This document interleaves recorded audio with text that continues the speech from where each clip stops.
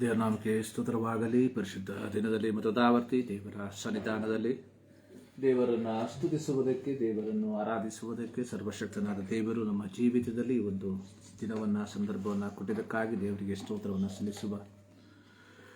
ಸೇನಾಧೀಶ್ವರನಾದ ಯೆಹೋವನೇ, ನಿನ್ನ ನಿವಾಸಗಳು ಎಷ್ಟೋ ರಮ್ಯವಾಗಿದೆ. ಕೀರ್ತನೆಗಾರನು ಆಡಿದ ರೀತಿಯಲ್ಲಿ ಈ ಮುಂಜಾನೆಯಲ್ಲಿ ದೇವರ ಸನ್ನಿಧಾನದಲ್ಲಿ ದೇವರನ್ನು ಸ್ತುತಿಸುವುದಕ್ಕೆ, ದೇವರನ್ನು ಆರಾಧಿಸುವುದಕ್ಕೆ ದೇವರು ನಮ್ಮ ಜೀವಿತದಲ್ಲಿ ಈ ಒಂದು ದಿನವನ್ನು ಕೊಟ್ಟಿದ್ದಾನೆ. ಬನ್ನಿ, ಕೃತಜ್ಞತೆಯಿಂದ ದೇವರಿಗೆ ಆರಾಧನೆಯನ್ನು ನಾವು ಸಲ್ಲಿಸುವ, ಪ್ರಾರ್ಥನೆ ಮಾಡುವ. ನಮ್ಮನ್ನು ಬಹಳವಾಗಿ ಪ್ರೀತಿ ಮಾಡುವ ಪ್ರೀತಿಯ ತಂದೆಯಾದ ದೇವರೇ, ನಿನ್ನ ನಾಮಕ್ಕೆ ಸ್ತೋತ್ರ. ಈ ಪರಿಶುದ್ಧ ದಿನದಲ್ಲಿ ಮತದಾವರ್ತಿ ನಿಮ್ಮ ಮಕ್ಕಳಾದ ನಾವು ನಿಮ್ಮ ಸನ್ನಿಧಾನದಲ್ಲಿ ಈ ಒಂದು ಮಾಧ್ಯಮದ ಮೂಲಕ ನಿಮ್ಮನ್ನು ಸ್ತುತಿಸುವಂತೆ, ನಿಮ್ಮನ್ನು ಆರಾಧಿಸುವಂತೆ ನಮ್ಮ ಜೀವಿತದಲ್ಲಿ ಕೊಟ್ಟಂಥ ಅವಕಾಶಕ್ಕಾಗಿ ಸ್ತೋತ್ರ. ಈ ಮುಂಜಾನೆಯಲ್ಲಿ ಕರ್ತನೇ, ನಮ್ಮನ್ನು ಸಂಪೂರ್ಣವಾಗಿ ನಿಮ್ಮ ಕರಗಳಿಗೆ ಸಮರ್ಪಿಸ್ತಾ ಇದ್ದೇವೆ. ನಾವು ಹಾಡುವಂಥ ಹಾಡುಗಳು, ಧ್ಯಾನಿಸುವಂಥ ವಾಕ್ಯ ಎಲ್ಲದರ ಮೂಲಕ ದೇವರ ನಾಮ ಮಹಿಮೆ ಹೊಂದಲಿ ಎಂಬುದಾಗಿ ನಾವು ಪ್ರಾರ್ಥಿಸುವಂಥವರಾಗಿದ್ದೇವೆ. ಈ ಮುಂಜಾನೆಯಲ್ಲಿ ಕರ್ತನೇ, ನಮ್ಮ ದೇಶಕ್ಕಾಗಿ, ನಮ್ಮ ರಾಜ್ಯಕ್ಕಾಗಿ, ನಾವು ವಾಸ ಮಾಡುವಂಥ ಪಟ್ಟಣಗಳಿಗಾಗಿ ನಾವು ಪ್ರಾರ್ಥಿಸುವಂಥವರಾಗಿದ್ದೇವೆ. ನಿಮ್ಮ ಮಕ್ಕಳಾದ ನಮ್ಮ ಸಾನ್ನಿಧ್ಯ ನಮ್ಮ ದೇಶಕ್ಕೆ, ನಮ್ಮ ರಾಜ್ಯಕ್ಕೆ, ನಮ್ಮ ಪಟ್ಟಣಕ್ಕೆ ಆಶೀರ್ವಾದವಾಗಿ ಮಾರ್ಪಡಿಸಿ ಎಂಬುದಾಗಿ ನಾವು ಪ್ರಾರ್ಥಿಸುವಂಥವರಾಗಿದ್ದೇವೆ. ಸ್ವಾಮಿ, ಈ ಮುಂಜಾನೆಯಲ್ಲಿ ಕರ್ತನೇ, ಇದು ನಡೆಯುವಂಥ ಎಲ್ಲ ಪರಿಶುದ್ಧ ಆರಾಧನೆಗಳನ್ನು ನಿಮ್ಮ ಕರಗಳಿಗೆ ಸಮರ್ಪಿಸ್ತಾ ಇದ್ದೇವೆ. ಎಲ್ಲ ಆರಾಧನೆಗಳನ್ನು ಆಶೀರ್ವದಿಸು. ನಿಮ್ಮ ಮಕ್ಕಳು ಒಟ್ಟಾಗಿ ಸೇರಿ ನಿಮ್ಮನ್ನು ಆರಾಧಿಸುವಾಗ ವಾಸ್ತವವಾದ ದೈವಿಕ ಸಾನ್ನಿಧ್ಯವನ್ನು ಪ್ರತಿಯೊಬ್ಬರು ಅನುಭವಿಸುವಂತೆ ಕೃಪೆ ಮಾಡು. ಪ್ರಾರ್ಥನೆ ಕಳಿತಿಗಾಗಿ ಸ್ತೋತ್ರ. ಯೇಸು ಕ್ರಿಸ್ತನ ಬುದ್ಧ ನಾಮದಲ್ಲಿ ಬಿಡುತ್ತೇವೆ ನಮ್ಮ ಪ್ರೀತಿಯ ತಂದೆ, ಆಮೆನ್. ಮತದಾವರ್ತಿ ಎಲ್ಲರಿಗೂ ಯೇಸು ಕ್ರಿಸ್ತನ ನಾಮದಲ್ಲಿ ನಮ್ಮ ವಂದನೆಗಳನ್ನು ತಿಳಿಸುವಂಥವರಾಗಿದ್ದೇವೆ.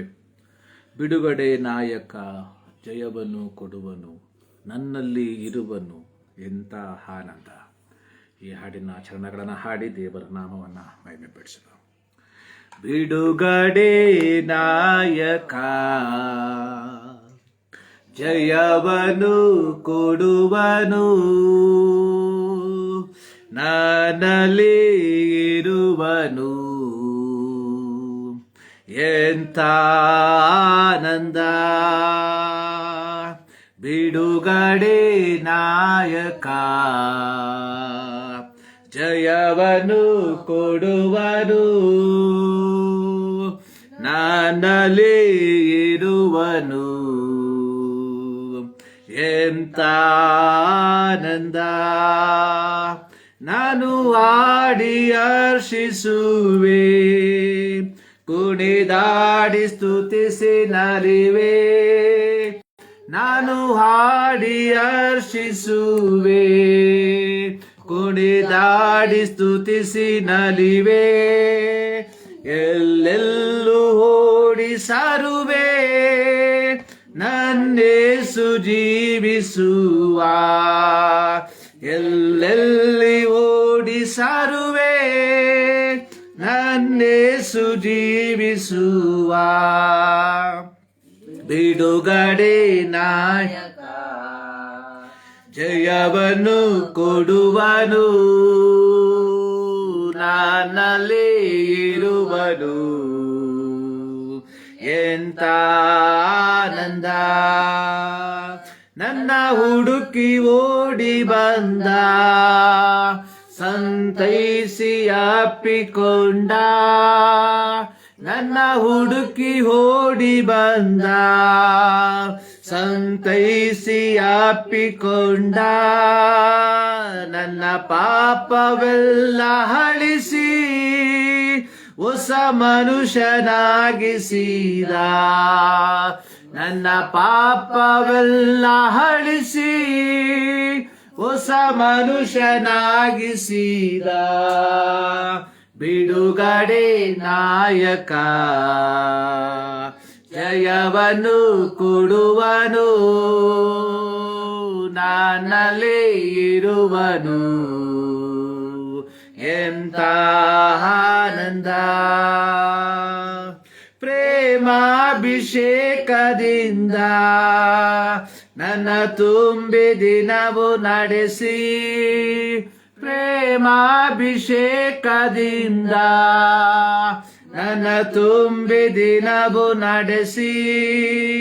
ಸೈತಾನನನ್ನು ಗೆಲ್ಲಲು ಅಧಿಕಾರವನ್ನು ತಂದ. ಸೈತಾನನನ್ನು ಗೆಲ್ಲಲು ಅಧಿಕಾರವನ್ನು ತಂದ ಬಿಡುಗಡೆ ನಾಯಕ, ಜಯವನ್ನು ಕೊಡುವನು, ನನ್ನಲ್ಲಿ ಇರುವನು. ಎಂತ ಆನಂದ! ಕೆಂಪು ಸಮುದ್ರ ದಾಟಿ ಹೋಗುವೆ, ಯೋರ್ದಾನ ತುಳಿದು ನಡವೆ. ಕೆಂಪು ಸಮುದ್ರ ದಾಟಿ ಹೋಗುವೆ, ಯೋರ್ದಾನ ತುಳಿದು ನಡವೆ. ಎರಿಕೋವ ಸುತ್ತಿ ಬರುವೆ, ತುತ್ತೂರಿ ಊದಿ ಗೆಲ್ಲುವೆ.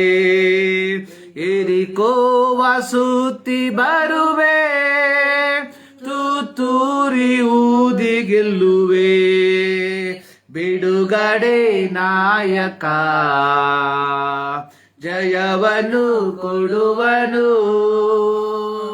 ನನ್ನಲ್ಲಿ ಇರುವನು. ಎಷ್ಟೋ ಆನಂದ! ಬಿಡುಗಡೆ ನಾಯಕ, ಜಯವನ್ನು ಕೊಡುವನು, ನನ್ನಲ್ಲಿ ಇರುವನು. ಎಂತ ಆನಂದ! ಎಂತ ಆನಂದ! ಬಿಡುಗಡೆ ನಾಯಕ, ಜಯವನ್ನು ಕೊಡುವನು, ನನ್ನಲ್ಲಿ ಇರುವನು. ಎಂತ ಆನಂದ! ಆರಂಭದಲ್ಲಿ ಒಂದು ಕೀರ್ತನೆ ಭಾಗವನ್ನು ಓದಿಕೊಳ್ಳುವ.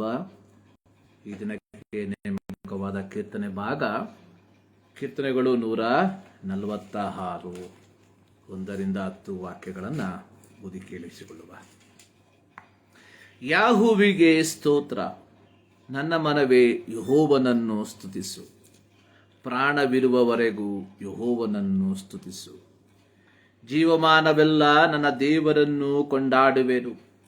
ಪ್ರಭುಗಳಲ್ಲಿ ಭರವಸವಿಡಬೇಡಿರಿ, ಮಾನವರನ್ನು ನೆಚ್ಚಬೇಡಿರಿ. ಅವನು ಸಹಾಯ ಮಾಡ ಶಕ್ತನಲ್ಲ. ಅವನ ಉಸಿರು ಹೋಗಲು ಮಣ್ಣಿಗೆ ಸೇರುತ್ತಾನೆ. ಅವನ ಸಂಕಲ್ಪಗಳೆಲ್ಲ ಅದೇ ದಿನದಲ್ಲಿ ಹಾಳಾಗುವವು.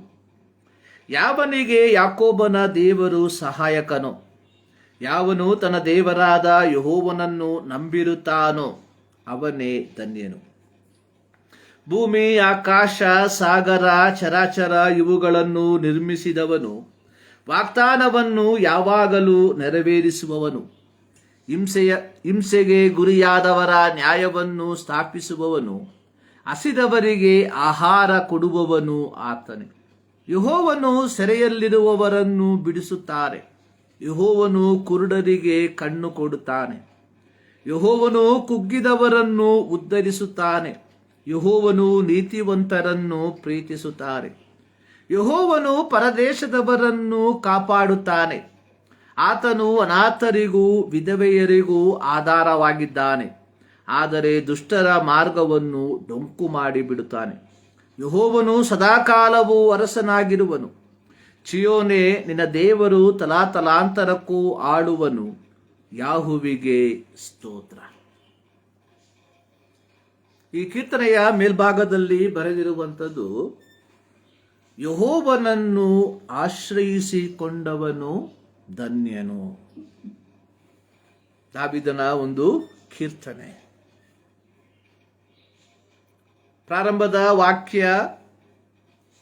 ಪ್ರಾರಂಭದ 2 ವಾಕ್ಯಗಳಲ್ಲಿ ದಾವೀದನು ಹಾಡುವಂಥದ್ದು, ನನ್ನ ಯಾಹುವಿಗೆ ಸ್ತೋತ್ರ, ನನ್ನ ಮನವೇ ಯೆಹೋವನನ್ನು ಸ್ತುತಿಸು.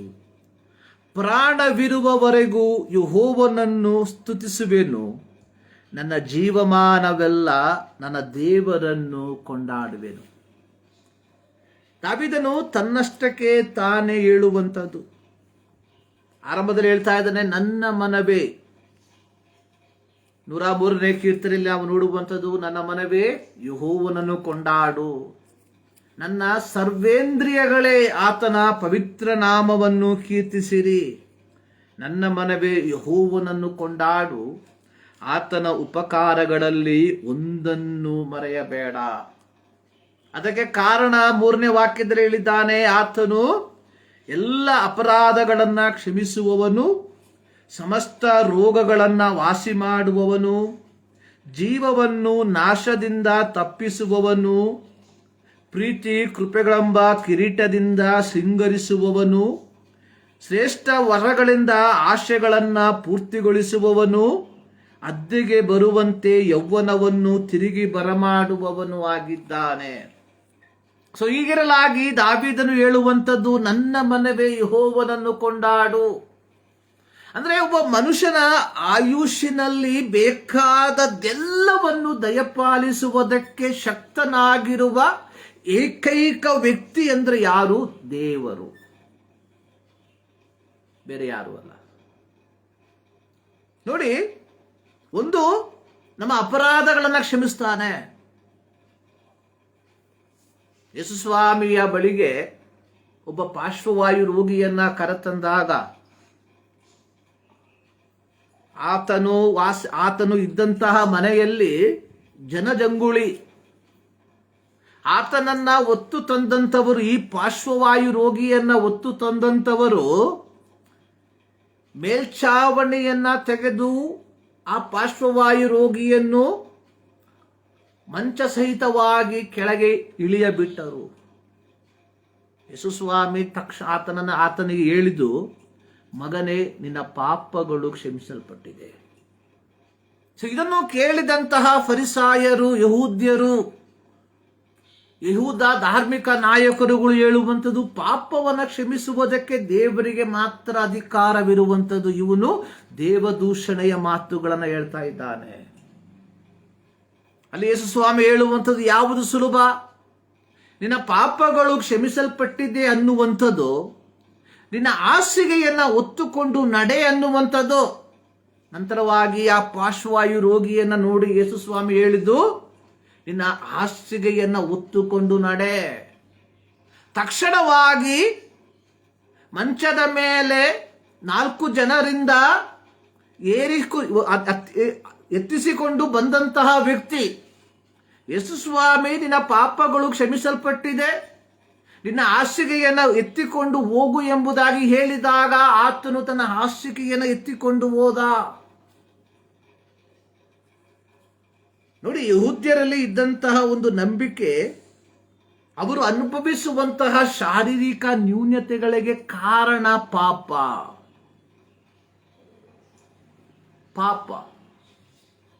ಸೊ ಈಗಿರಲಾಗಿ ಯೇಸುಸ್ವಾಮಿ ಹೇಳಿದ್ರು, ನಿನ್ನ ಪಾಪವು ಕ್ಷಮಿಸಲ್ಪಟ್ಟಿದೆ.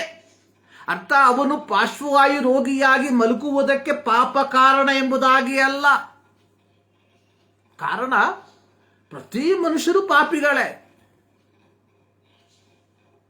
ಪ್ರತಿ ಮನುಷ್ಯರು ದೇವರ ಆಜ್ಞೆಗಳನ್ನು ಒಂದಲ್ಲ ಒಂದು ವಿಧದಲ್ಲಿ ಮೀರುವಂತವರು. ಪಾಪ ಅಂದ್ರೆ ನಾವು ಅರ್ಥ ಮಾಡ್ಕೊಳ್ಬೇಕು ಏನೆಂಬುದಾಗಿ. ಪಾಪ ಅನ್ನುವಂಥದ್ದು ದೇವರ ಮಾತನ್ನು ಮೀರುವಂಥದ್ದು. ಇವತ್ತು ಪಾಪ ಅನ್ನುವುದಕ್ಕೆ ಒಂದು ಡೆಫಿನೇಷನ್ ಅನ್ನ ಕೊಡುವುದಕ್ಕೆ ಹೇಳಿದ್ರೆ ಅನೇಕರು ಅನೇಕ ವಿಧದಲ್ಲಿ ಹೇಳ್ತಾರೆ. ಕೊಲೆ ಮಾಡುವುದು, ದರೋಡೆ ಮಾಡುವುದು ಪಾಪ. ಆದರೆ ಸತ್ಯವೇದವು ನಮಗೆ ಕೊಡುವಂತಹ ಒಂದು ಡೆಫಿನೇಷನ್ ಅನ್ನುವಂಥದ್ದು ದೇವರ ಮಾತನ್ನು ಮೀರುವಂಥದ್ದು ಪಾಪ. ಅಂದ್ರೆ ಒಬ್ಬ ವ್ಯಕ್ತಿ ತನ್ನ ಶಿಷ್ಟಾಯುಷ್ಯದಲ್ಲಿ ಅಥವಾ ತನ್ನ ಲೌಕಿಕವಾದ, ತನ್ನ ಐಹಿಕವಾದ ಆಯುಷ್ಯನಲ್ಲಿ, ತನ್ನ ಜನನದಿಂದ ಮರಣದ ತನಕ ಹೇಗೆ ಜೀವಿಸಬೇಕು ಎಂಬುದು ಸತ್ಯವೇದವು ನಮಗೆ ಸ್ಪಷ್ಟವಾಗಿ ತಿಳಿಸಿಕೊಡುವಂಥದ್ದಾಗಿದೆ. ಒಬ್ಬ ಮಗು ಯಾವ ರೀತಿಯಾಗಿ ಇರಬೇಕು, ಒಬ್ಬ ಯೌವನಸ್ಥ ಯಾವ ರೀತಿಯಾಗಿರಬೇಕು, ಒಬ್ಬ ಪ್ರೌಢಾವಸ್ಥೆಗೆ ತಲುಪಿರುವಂಥವನು ಯಾವ ರೀತಿಯಾಗಿ ತನ್ನ ಜೀವಿತವನ್ನು ಕಾಪಾಡಿಕೊಳ್ಬೇಕು, ವೈವಾಹಿಕ ಜೀವಿತಕ್ಕೆ ಪ್ರವೇಶಿಸುವಂಥವರು ಯಾವ ರೀತಿಯಾಗಿ ತಮ್ಮ ಜೀವಿತವನ್ನು ಕಾಪಾಡಿಕೊಳ್ಬೇಕು, ಹಿರಿಯರು ಯಾವ ರೀತಿಯಾಗಿ ತಮ್ಮ ಜೀವಿತವನ್ನು ಕಾಪಾಡಿಕೊಳ್ಬೇಕು. ಈ ಕಾಲಘಟ್ಟಗಳಲ್ಲಿ ಬಾಲ್ಯಾವಸ್ಥೆಯಿಂದ ಮುಪ್ಪಿನ ತನಕ ಪ್ರತಿಯೊಬ್ಬರು ಒಬ್ಬರಲ್ಲ ಒಬ್ಬರಿಗೆ ವಿಧೇಯರಾಗಿ ಬಾಳ್ವೆಯನ್ನು ಮಾಡಬೇಕು. ಇದು ಸತ್ಯವೇದವು ನಮಗೆ ಕಲಿಸುವಂಥದ್ದು. ಸೊ ಈ ರೀತಿ ಸತ್ಯವೇದವು ಹೇಳಿರುವಂತಹ ಕಾರ್ಯಗಳಿಗೆ ವಿಭಿನ್ನವಾಗಿ ವ್ಯತಿರಿಕ್ತವಾಗಿ ನಾವು ಜೀವಿಸುವಂತವರಾದ್ರೆ ನಾವು ಪಾಪ ಮಾಡುವಂತವರಾಗಿದ್ದೇವೆ.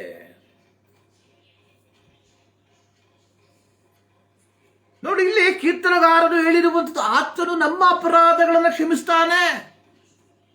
ಅಂದ್ರೆ ಲೋಕದಲ್ಲಿ ಬೇರೆ ಯಾರಿಗೂ ಪಾಪಗಳನ್ನು ಕ್ಷಮಿಸುವುದಕ್ಕೆ ಅಧಿಕಾರವಿಲ್ಲ. ಅಧಿಕಾರವಿರುವಂತಹ ಏಕೈಕ ವ್ಯಕ್ತಿ ಯಾರು? ನಾನು ನೀನು ಆರಾಧಿಸುವಂತಹ ಯೇಸು ಕ್ರಿಸ್ತನು. ಸೊ ಆದುದರಿಂದಲೇ ಇಲ್ಲಿ ಕೀರ್ತನಗಾರನು ಹೇಳುವಂಥದ್ದು, ನನ್ನ ಮನವೇ ಯೆಹೋವನನ್ನು ಕೊಂಡಾಡು, ನನ್ನ ಸರ್ವೇಂದ್ರಿಯಗಳೇ ಆತನ ಪರಿಶುದ್ಧ ನಾಮವನ್ನು ಕೀರ್ತಿಸಿರಿ. ನನ್ನ ಮನವೇ ಯೆಹೋವನನ್ನು ಕೊಂಡಾಡು, ಆತನ ಉಪಕಾರಗಳಲ್ಲಿ ಒಂದನ್ನು ಮರೆಯಬೇಡ. ಕಾರಣ ನನ್ನ ಆಧ್ಯಾತ್ಮಿಕ ಜೀವಿತಕ್ಕೆ ಅಡ್ಡಿಯಾಗಿರುವಂತಹ ಪಾಪಗಳನ್ನು ಕ್ಷಮಿಸುವುದಕ್ಕೆ ಆತನಿಂದ ಮಾತ್ರ ಸಾಧ್ಯ. ಆದುದರಿಂದ ನನ್ನ ಮನವೇ ಯೆಹೋವನನ್ನು ಕೊಂಡಾಡು. ಸಮಸ್ತ ರೋಗಗಳನ್ನ ವಾಸಿ ಮಾಡ್ತಾನಂತೆ.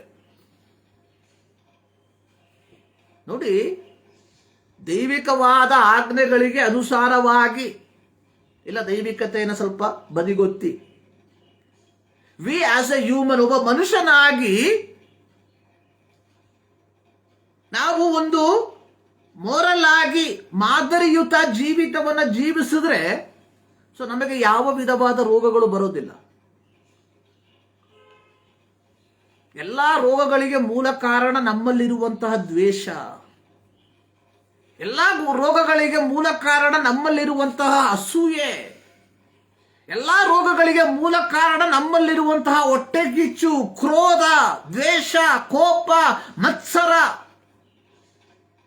ಇವೆಲ್ಲ ಯಾರ ಮೇಲೆ ಮಾಡ್ತಾ ಇದ್ದೇವೆ ನಾವು? ನಮ್ಮ ಸಹ ಮನುಷ್ಯರ ಮೇಲೆ. ಬೈಬಲ್ ಹೇಳ್ತಾ ಇದೆ, ಯು ಶುಡ್ ನಾಟ್. ಮಕ್ಕಳೇ, ಒಬೇ ಯುವರ್ ಚಿಲ್ಡ್ರನ್.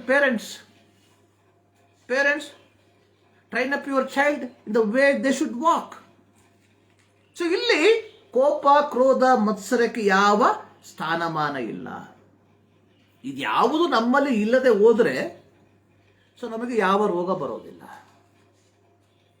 ಅದಕ್ಕೆ ಹೇಳ್ತಾ ಅದನ್ನು ಸಮಸ್ತ ರೋಗವನ್ನು ವಾಸಿ ಮಾಡ್ತಾನೆ, ಜೀವವನ್ನು ನಾಶದಿಂದ ತಪ್ಪಿಸ್ತಾನೆ, ಪ್ರೀತಿ ಕೃಪೆಗಳೆಂಬ ಕಿರೀಟದಿಂದ ನಿನ್ನ ಸಿಂಗರಿಸ್ತಾನೆ. ಅಂದ್ರೆ ಭೌತಿಕವಾಗಿ ದೇವರು ನಮ್ಮನ್ನು ಆಶೀರ್ವಾದ ಮಾಡ್ತಾನೆ ಅಷ್ಟೇ. ಅಂದ್ರೆ ಒಬ್ಬ ಮನುಷ್ಯನ ಶಿಷ್ಟಾಯುಸ್ಸು ಆರಂಭದಿಂದ ಅಂತ್ಯದ ತನಕ ಫಲದಾಯಕವಾಗಿ ಮಾರ್ಪಡಬೇಕಾದ್ರೆ ನೀನು ನಾನು ಮಾಡಬೇಕಾಗಿರುವಂಥದ್ದು ಮಾತ್ರ ಕಾರ್ಯ, ದೇವರಿಗೆ ಭಯಪಟ್ಟು ಆತನ ಆಜ್ಞೆಗಳಿಗೆ ಅನುಸಾರವಾಗಿ ಜೀವಿಸುವುದು. ಬೇರೇನು ಬೇಕಾಗಿಲ್ಲ, ಬೇರೇನು ಬೇಡ. ದೇವರಿಗೆ ಭಯಪಡುವುದು, ಆತನ ಆಜ್ಞೆಗಳಿಗೆ ಅನುಸಾರವಾಗಿ ಜೀವಿಸುವಂಥದ್ದು. ಇಲ್ಲಿ ಅದಕ್ಕೆ ಕೀರ್ತನೆಗಾರ ಹೇಳ್ತಾ ಇದ್ರೆ, ನನ್ನ ಮನವೇ ಯೆಹೋವನನ್ನು ಕೊಂಡಾಡು. ನೋಡಿ, ನಾವು ಓದಿರುವಂಥದ್ದು 146ನೇ ಕೀರ್ತನೆ. ಅಲ್ಲೂ ಅದರ ಪ್ರಾರಂಭದಲ್ಲಿಯೂ ಕೀರ್ತನೆಗಾರರು ಹೇಳುವಂಥದ್ದು, ನನ್ನ ಮನ ಯೆಹೋವನಿಗೆ ಸ್ತೋತ್ರ, ನನ್ನ ಮನವೇ ಯೆಹೋವನನ್ನು ಸ್ತುತಿಸು. ಇಲ್ಲಿ ಒಂದು ಪ್ರತ್ಯೇಕತೆ. ಇಲ್ಲಿ ಕೀರ್ತನೆಗಾರನು ಹೇಳುವಂಥದ್ದು, ಪ್ರಾಣವಿರುವವರೆಗೂ, until my last breath. So we don't know when is our last, but one day it is sure. So ಒಂದು ದಿನ ನಮಗೆ ಸಂಭವಿಸುವಂತಹ ಒಂದು ಏನು, ನಾವು ನಿರೀಕ್ಷೆ ಮಾಡಿದ್ರೇನು, ನಿರೀಕ್ಷೆ ಮಾಡಿಲ್ಲ ಅಂದ್ರೇನು, ನಾವು ಕನಸು ಕಂಡ್ರೇನು, ಕನಸು ಕಂಡಿಲ್ಲ ಅಂದ್ರೇನು, ಸೊ ನಮಗೆ ಸಂಭವಿಸುವಂತಹ ಒಂದು ಕಾರ್ಯ ಏನು? ಮರಣ.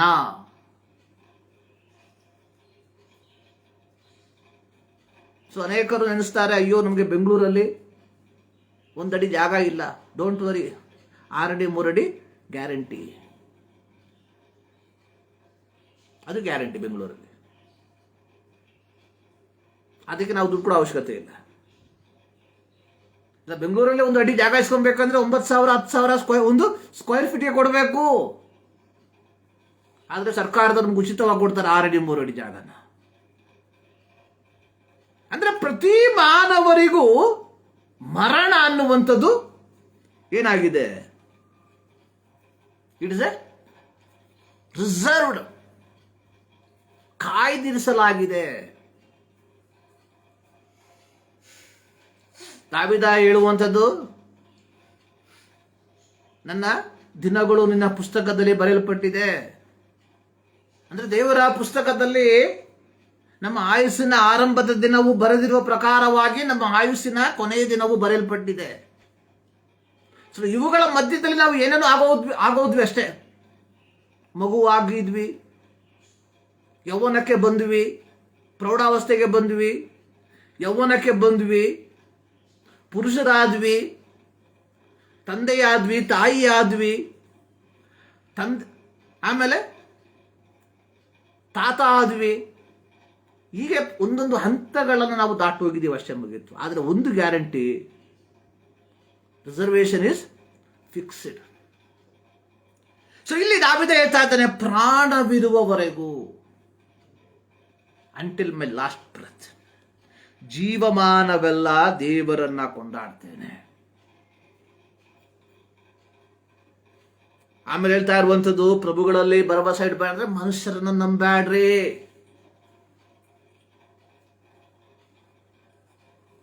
ಯಾಕಂದ್ರೆ ಮನುಷ್ಯನನ್ನ ನಂಬುವುದರಿಂದ ಯಾವ ಪ್ರಯೋಜನ ಇಲ್ಲ ಅಂತ ಹೇಳ್ಬಿಟ್ಟು ಮಕ್ಕಳು ತಂದೆ ತಾಯಿಗಳನ್ನ ನಂಬಾರ್ದು ಅಂತಲ್ಲ, ನಂಬಾರ್ದು. ಯು ಶುಡ್ ಒಬ್ಬೇ ಅಷ್ಟೇ, ಮುಗೀತು.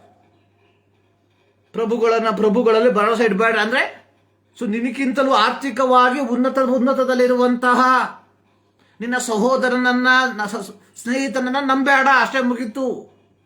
ಯಾಕಂದ್ರೆ ಇವ್ರು ಯಾರು ನಿನಗೆ ಸಹಾಯ ಮಾಡೋದಿಲ್ಲ. No one. ಅದರ ಬದಲಾಗಿ ನಾವು ಯಾರಲ್ಲಿ ನಂಬಬೇಕು?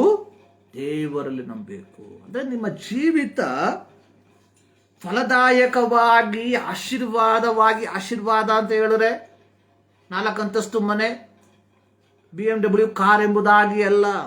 ಒಂದು ಫಲದಾಯಕವಾಗಿ ಮಾರ್ಪಡಬೇಕಾದ್ರೆ ಇರುವಂತಹ ಏಕೈಕ ಮಾರ್ಗ ದೇವರನ್ನು ಆಶ್ರಯಿಸುವಂಥದ್ದು. ನೋಡಿ, ಅದರ 7ರಿಂದ ಕೆಲವು ವಾಕ್ಯಗಳಲ್ಲಿ ಯೆಹೋವನು ಹಿಂಸೆಗೆ ಗುರಿಯಾದವರ ನ್ಯಾಯವನ್ನ ಸ್ಥಾಪಿಸ್ತಾನೆ. ಹಿಂಸೆಗೆ ಗುರಿಯಾದವರ,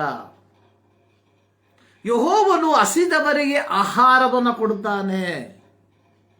ಯೆಹೋವನು ಸೆರೆಮನೆಯಲ್ಲಿರುವವರನ್ನ ಬಿಡಿಸ್ತಾನೆ. ಯೆಹೋವನು ಕುರುಡರಿಗೆ ಕಣ್ಣು ಕೊಡುತ್ತಾನೆ.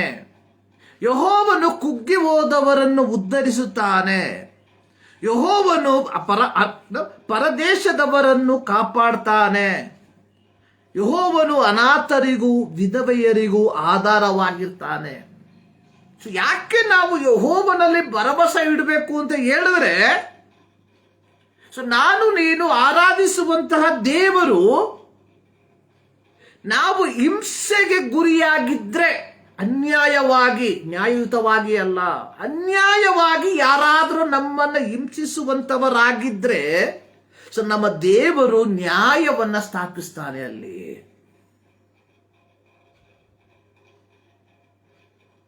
ಆಮೇಲೆ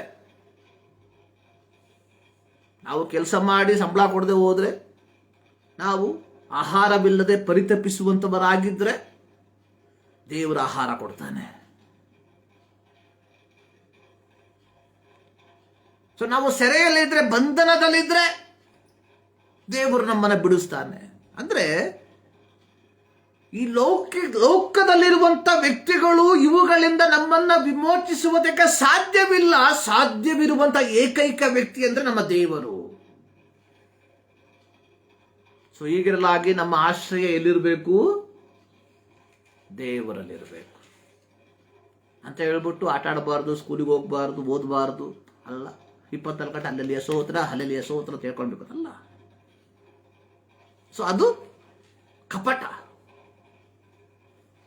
ಅಲ್ಲೆಲ್ಲಿಯ ಸ್ತೋತ್ರ ಹೇಳೋದು ಕಪಟನೇ. ಇದು ಆತ್ಮಿಕತೆ ಅನ್ನುವಂಥದ್ದು ಹೊರಗೆ ತೋರ್ಪಡಿಸುವಂಥದ್ದಲ್ಲ. ಆತ್ಮಿಕತೆ ಅನ್ನುವಂಥದ್ದು ನಾನು ದೇವರೊಂದಿಗಿರುವ ಫೆಲೋಶಿಪ್, ಅವಿಭಾಜ್ಯ ಸಂಬಂಧ. ಅದಕ್ಕೆ ಅತ್ಯುತ್ತಮವಾದ ಉದಾಹರಣೆ ಅನ್ನುವಂಥದ್ದು ಯೋಸೇಫ. ತನ್ನ ಸಹೋದರರಿಂದ ಅನ್ಯಾಯವನ್ನು ಅನುಭವಿಸಿ ಐಗುಪ್ತ ದೇಶಕ್ಕೆ ಗುಲಾಮನಾಗಿ ಸಾಗಿಸಲ್ಪಟ್ಟ.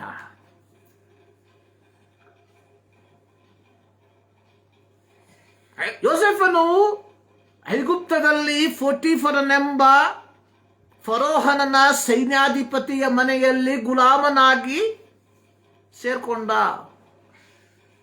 ಹೀಗಿರುವಾಗ ಪೋಟಿಫರನ ಹೆಂಡತಿ ಯೋಸೇಫನ ಮೇಲೆ ಕಣ್ಣಾಕಿದ್ಲು.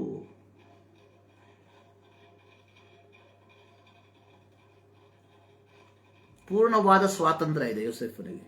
ಯಾರೂ ಕೇಳಲ್ಲ ಯೋಸೇಫನಿಗೆ, ಯಾರಿಗೂ ಗೊತ್ತಾಗೋದು ಇಲ್ಲ. ಆದರೆ ಇಲ್ಲಿ ಯೋಸೇಫ್ ಹೇಳ್ತಾ ಇದ್ದಾನೆ, how can I sin against my god? So ನಾನು ನನ್ನ ದೇವರಿಗೆ ವಿರೋಧವಾಗಿ ಹೇಗೆ ಪಾಪ ಮಾಡಲಿ? ಸೊ ನಮ್ಮ ಆಧ್ಯಾತ್ಮಿಕತೆ ತೋರ್ಪಡಬೇಕಾಗಿರುವಂಥದ್ದು ಈ ವಿಧದಲ್ಲಿ.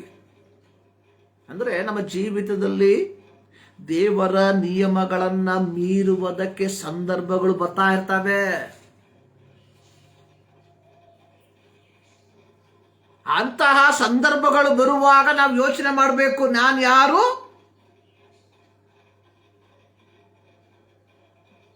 ಅವಾಗ ಯೋಚನೆ ಮಾಡಬೇಕು, ನಾನು ಯಾರು? ನಾನು ಆರಾಧಿಸುವಂತ ದೇವರು ಯಾರಾಗಿದ್ದಾನೆ? Whether it is permittable for me. ದೇವರ ನಿಯಮಗಳನ್ನು ಮೀರುವುದಕ್ಕೆ, ಮುರಿಯುವುದಕ್ಕೆ ನನಗೆ ಅವಕಾಶ ಇದೆಯಾ?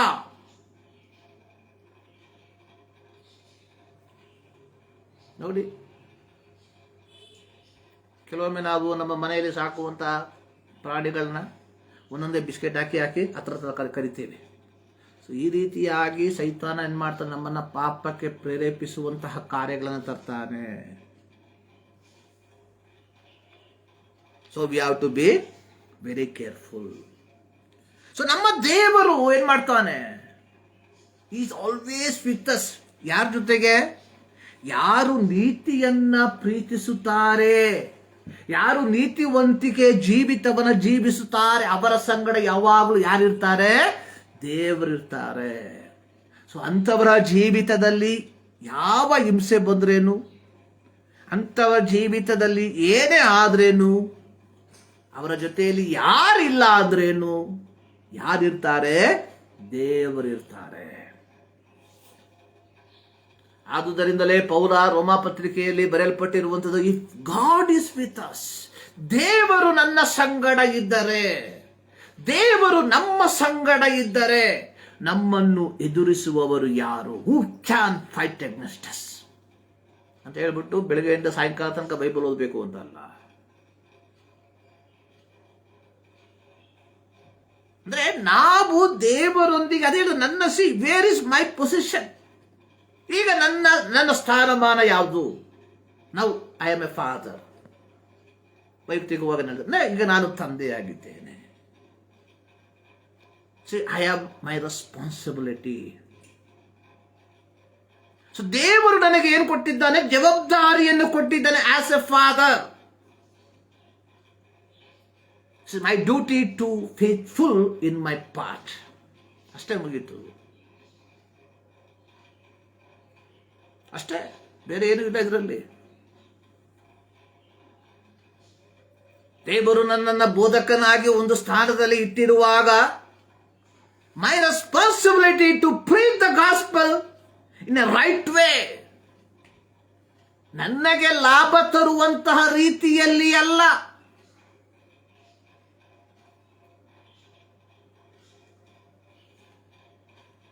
ಸಿದ್ದೆ, ನಾವು ನನಗೆ ಲಾಭ ತರುವಂತಹ ರೀತಿಯಲ್ಲಿ ದೇವರ ವಾಕ್ಯವನ್ನು ಸಾರಿದ್ರೆ ನಾನೇನ್ ಮಾಡ್ತೇನೆ? ದೇವರಿಗೆ ಅವಿಧೇಯನಾಗಿ ಮಾರ್ಪಡ್ತೇನೆ. ಎಸ್ಕೇಲನಿಗೆ ದೇವರು ಹೇಳಿದ್ರು, ನೀನು ದುಷ್ಟನಿಗೆ ನೀನು ಸತ್ತೇ ಸಾಯುವಿ ಎಂಬುದಾಗಿ ನಾನು ಆಜ್ಞಾಪಿಸುವಾಗ ನೀನು ಅವನಿಗೆ ಎಚ್ಚರಿಕೆ ಕೊಡದೆ ಹೋದ್ರೆ ಅವನು ತನ್ನ ದುಷ್ಟತನದ ಫಲವಾಗಿ ಸಾಯ್ತಾನೆ. ಆದರೆ ನೀನು ಅದಕ್ಕೆ ಲೆಕ್ಕ ಕೊಡಬೇಕು.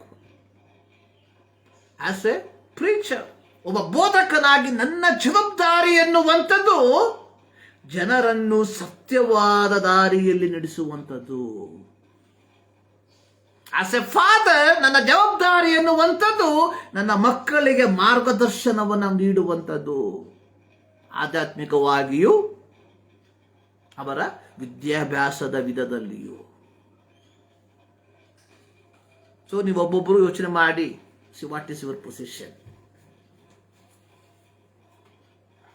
ಸೊ ದೇವರು ನಿಮ್ಮನ್ನು ಒಂದೊಂದು ಪೊಸಿಷನ್ ಅಲ್ಲಿ ಸ್ಥಾನದಲ್ಲಿ ಇಟ್ಟಿದ್ದಾನೆ. ಆ ಸ್ಥಾನದಲ್ಲಿ ನೀವು ದೇವರ ವಾಕ್ಯಕ್ಕೆ ವಿಧೇಯರಾಗಿ ಜೀವಿಸ್ತಾ ಇದ್ದೀರಾ ಎಂಬುದನ್ನು ಒಮ್ಮೆ ಯೋಚನೆ ಮಾಡಿ ನೋಡ್ರಿ.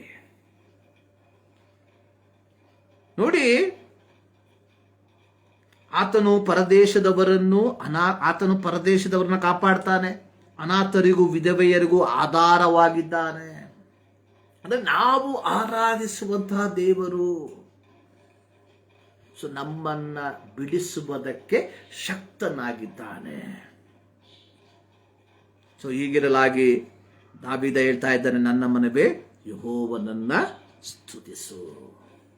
ಸೊ ನಾವು ದೇವರನ್ನ ಸ್ತುತಿಸುವಂತವರಾಗಿದ್ದೇವೆ. ಸೊ ಇಂದು ನಾವು ಧ್ಯಾನ ಮಾಡುವಂಥದ್ದು ಫ್ರಮ್ ಬಾಂಡೇಜ್ ಟು ಫ್ರೀಡಮ್, ಗುಲಾಮತ್ವದಿಂದ ಬಿಡುಗಡೆ. ಸೊ ಕಳೆದ ವಾರ ನಾವು ನಮ್ಮ 80ನೇ ಸ್ವಾತಂತ್ರ್ಯ ದಿನಾಚರಣೆಯನ್ನು ಆಚರಣೆ ಮಾಡಿದ್ದೇವೆ. ಬ್ರಿಟಿಷರ ದಮನದಿಂದ, ದಾಸತ್ವದಿಂದ ನಮಗೇನು ಸಿಕ್ತು? ಸ್ವಾತಂತ್ರ್ಯ ಸಿಕ್ಕಿದೆ.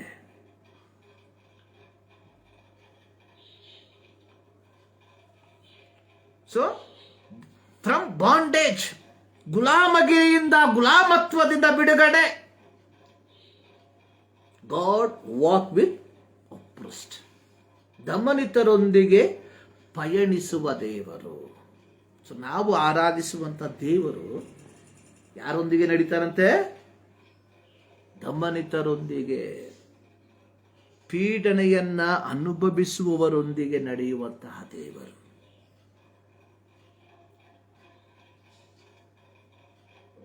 ಅಂದ್ರೆ ದೇವರು ಒಂದು ಗುಂಪಿಗೆ ಮಾತ್ರ ಸೀಮಿತವಾಗಿರುವ ದೇವರಲ್ಲ. ದೇವರು ಒಂದು ಜನಾಂಗಕ್ಕೆ ಮಾತ್ರ ಸೀಮಿತವಾಗಿರುವಂತಹ ದೇವರಲ್ಲ. ನೋಡಿ, ಇಸ್ರಾಯೇಲ್ಯರಿಗೆ ಇದ್ದಂತಹ ಅಹಂಭಾವ ಅನ್ನುವಂಥದ್ದು, so we R peculiar people, ನಾವು ದೇವರ ಸ್ವಕೀಯ ಪ್ರಜೆಗಳು. ಹೌದು, ದೇವರು ಅಬ್ರಹಾಮನನ್ನು ಆರಿಸಿಕೊಂಡ, ಅಬ್ರಹಾಮನ ಮೂಲಕವಾಗಿ ಉಂಟಾದಂತಹ ಜನಾಂಗ ಅನ್ನುವಂಥದ್ದು ಇಸ್ರಾಯೇಲ್ ಜನಾಂಗ ಅನ್ನುವಂಥದ್ರಲ್ಲಿ ಯಾವ ಸಂಶಯವಿಲ್ಲ. ಆದರೆ ಕಾಲಕ್ರಮೇಣ ಇಸ್ರಾಯೇಲ್ಯರಲ್ಲಿ ಬಂದಂತಹ ಅಹಂ ಅನ್ನುವಂಥದ್ದು, we are a peculiar people. ನೋಡಿ, ಯೇಸುವಿನ ಐಹಿಕ ಸೇವೆಯ ಕಾಲದಲ್ಲಿ ಯೇಸು ಸ್ವಾಮಿ ಹೇಳಿದ, so when you know the truth will set you free. ನಿಮಗೆ ಸತ್ಯವು ಗೊತ್ತಾದಾಗ ಸತ್ಯವು ನಿಮ್ಮನ್ನು ಬಿಡುಗಡೆ ಮಾಡ್ತದೆ. ಆಗ ಇವ್ರು ಹೇಳ್ತಾರೆ, we are not slave to anyone, ನಾವು ಯಾರಿಗೂ ದಾಸರಲ್ಲ, ನಾವು ಅಬ್ರಹಾಮನ ಸಂತತಿಯವರು. ಆಗ ಯೇಸು ಸ್ವಾಮಿ ಹೇಳ್ತಾ ಇದ್ದಾನೆ, ಪಾಪಕ್ಕೆ ದಾಸನಾದವನು ಪಾಪ ಮಾಡುವನು ಪಾಪಕ್ಕೆ ದಾಸನಾಗಿದ್ದಾನೆ. ನಾವು ಆರಾಧಿಸುವಂತಹ ದೇವರು ಒಂದು ಜನಾಂಗಕ್ಕೆ, ಒಂದು ರಾಷ್ಟ್ರಕ್ಕೆ, ಒಂದು ಗುಂಪಿಗೆ, ಒಂದು ಪಂಗಡಕ್ಕೆ, ಒಂದು ಸಭೆಗೆ ಸೀಮಿತವಾಗಿರುವಂಥದ್ದಲ್ಲ. ಅವರ್ ಗಾಡ್, ನಾವು ಆರಾಧಿಸುವಂತಹ ದೇವರು ಇಸ್ ಎ ಯೂನಿವರ್ಸಲ್ ಗಾಡ್.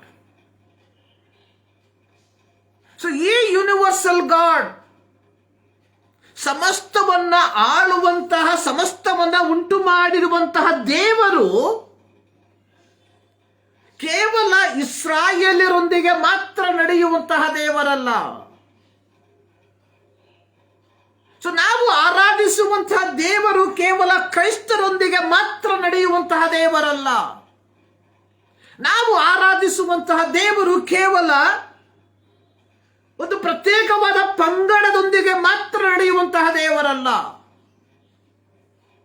ಆತನು ಎಲ್ಲರೊಂದಿಗೆ ನಡೆಯುವಂತಹ ದೇವರು. ಇಲ್ಲಿ ಕೀರ್ತನೆಗಾರನು ಕೀರ್ತನೆಯನ್ನು ಬರೆದಿರುವಾಗ ಬರೆದಿಲ್ಲ, ದೇವರು ಇಸ್ರಾಯೇಲಿಯರಲ್ಲಿ ಹಿಂಸೆಗೆ ಗುರಿಯಾದವರ ನ್ಯಾಯವನ್ನ ಸ್ಥಾಪಿಸುತ್ತಾನೆ ಎಂಬುದಾಗಿ. ಇಲ್ಲಿ ಕೀರ್ತನೆಗಾರನು ಬರೆದಿಲ್ಲ, ಯೆಹೋವನು ಇಸ್ರಾಯೇಲಿಯರಲ್ಲಿ ಹಸಿದವರಿಗೆ ಆಹಾರವನ್ನು ಕೊಡ್ತಾನೆ ಎಂಬುದಾಗಿ. ಇಲ್ಲಿ ಬರೆದಿಲ್ಲ, ಯೆಹೋವನು ಇಸ್ರಾಯೇಲಿಯರಲ್ಲಿ ಸೆರೆ ಹೋದವರನ್ನು ಮಾತ್ರ ಬಿಡುಗಡೆ ಮಾಡ್ತಾನೆ ಎಂಬುದಾಗಿ ಬರೆದಿಲ್ಲ. ಸೊ ಇಲ್ಲಿ ಕೀರ್ತನೆಗಾರನು ಯೆಹೋವನು ಇಸ್ರಾಯೇಲಿಯರಲ್ಲಿ ಕುರುಡಾಗಿರೋರಿಗೆ ಕಣ್ಣು ಕೊಡ್ತಾನೆ ಎಂಬುದಾಗಿ ಬರೆದಿಲ್ಲ. ಇಲ್ಲಿ ಬರೆಯಲ್ಪಟ್ಟಿರುವಂಥದ್ದು ಹಿಂಸೆಗೆ ಗುರಿಯಾದವರ, ಇಟ್ ಎ ಯೂನಿವರ್ಸಲ್. ಹಸಿದವರಿಗೆ ಯೂನಿವರ್ಸಲ್, ಸೆರೆಯಲ್ಲಿರುವವರಿಗೆ ಯೂನಿವರ್ಸಲ್. ಗೊತ್ತಾಯ್ತಲ್ಲ? ನಾವು ಆರಾಧಿಸುವಂತಹ ದೇವರು ದಮನಿತರೊಂದಿಗೆ, ಪೀಡನೆಯನ್ನ ಅನುಭವಿಸುವಂತವರೊಂದಿಗೆ ನಡೆಯುವ ದೇವರಾಗಿದ್ದಾನೆ.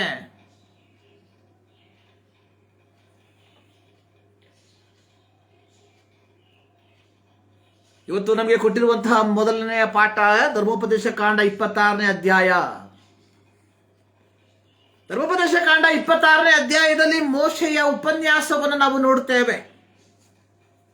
ಸರ್ವಶಕ್ತನಾದ ದೇವರು ಮೋಶೆಯ ನಾಯಕತ್ವದಲ್ಲಿ ಐಗುಪ್ತದಲ್ಲಿದ್ದಂತಹ ಇಸ್ರಾಯೇಲಿಯರನ್ನ ಏನ್ ಮಾಡ್ತಾನೆ, ವಾಗ್ದಾನದ ಕಾನಾನ್ ದೇಶಕ್ಕೆ ನಡೆಸಿಕೊಂಡು ಹೋಗುವಂಥದ್ದನ್ನು ನಾವು ನೋಡುತ್ತೇವೆ. ಸೊ ಅವರು ಐಗುಪ್ತದಿಂದ ಪ್ರಾರಂಭವಾಗಿ ಈಗ ಎಲ್ಲಿ ಬಂದಿದ್ದಾರೆ? ಯೋರ್ದಾನ್ ಹೊಳೆಯ ಪಕ್ಕಕ್ಕೆ ಬಂದಿದ್ದಾರೆ. ಸೊ ಇಲ್ಲಿ ಮೋಶೆ ಏನ್ ಮಾಡ್ದ? ಇಸ್ರಾಯೇಲ್ ಮಕ್ಕಳಿಗೆ 3 ವಿಧವಾದ ಉಪನ್ಯಾಸವನ್ನ ಕೊಡ್ತಾ ಇದ್ದಾನೆ. 1-5 ವಾಕ್ಯಗಳಲ್ಲಿ ಮೊದಲನೇ ಉಪನ್ಯಾಸದ ಕುರಿತಾಗಿ ನಾವು ನೋಡುತ್ತೇವೆ. 1-4 ಅಧ್ಯಾಯಗಳಲ್ಲಿ, 5-28 ಅಧ್ಯಾಯಗಳಲ್ಲಿ ಮೋಶೆ ಮಾಡಿದಂತಹ 2ನೆಯ ಉಪನ್ಯಾಸ,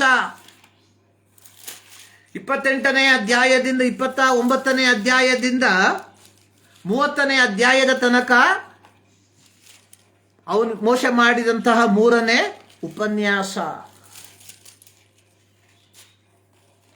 ಈ 2ನೇ ಉಪನ್ಯಾಸದ ಸಂದರ್ಭದಲ್ಲಿ 26ನೇ ಅಧ್ಯಾಯದಲ್ಲಿ ಮೋಶೆ ಇಸ್ರಾಯೇಲ್ ಮಕ್ಕಳಿಗೆ ಕೊಡುವಂತಹ ಒಂದು ನಿಯಮದ ಕುರಿತಾಗಿ ನಾವು ನೋಡುತ್ತೇವೆ.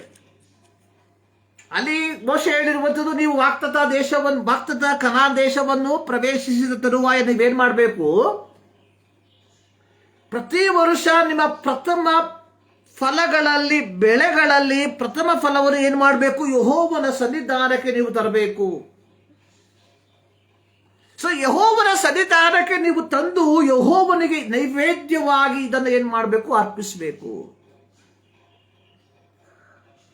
ಸೊ ಇಲ್ಲಿ ವಿಷಯ ಅನ್ನುವಂಥದ್ದು ಪ್ರಥಮ ಫಲವನ್ನು ತರುವಂಥದ್ದು ಅಲ್ಲ.